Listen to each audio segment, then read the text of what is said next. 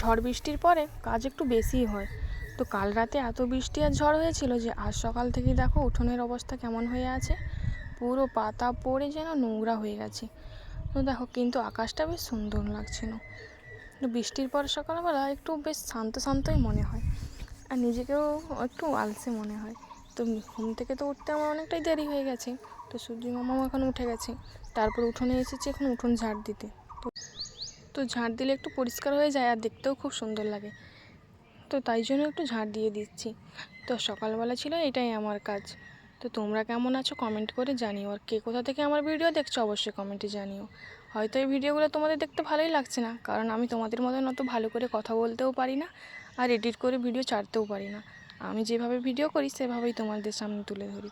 তো তোমাদের কেমন লাগে তোমরা না কমেন্ট করলে আমি জানতেই পারবো না।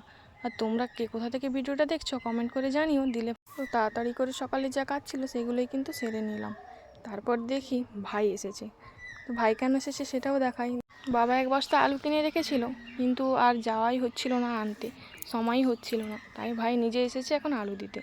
তো দেখো তারপর ভাই যখন এসেছে একটু বেগুনি ভাজেছি আর একটু ঝুরি ভাজা দিয়ে ভাইকে এখন খেতে দিয়েছি। তো চলো এখানে দেখো আমার হাওড়ি পিসিও খেতে বসেছে। তো আজ এইটাই ছিল আমাদের খাওয়ার। তো দেখো তারপর আমিও খেতে বসে পড়লাম একটু শশা কুচি ছোলা আর বেগুনি দিয়ে। তো আমারও খাওয়া শেষ। তারপর ভাবলাম আলু যখন বস্তাটা এনেছে, তো আলু বস্তাগুলোকে এখন ভালো করে বেছে দিই, কারণ আলু বস্তার ভিতরে অনেক পচা আলু থাকে। তাই জন্য বড় আলু আর ছোটো আলুগুলো আলাদা করে দিলাম। আজ ছিল এই পর্যন্ত, দেখা হচ্ছে নেক্সট ভিডিওতে।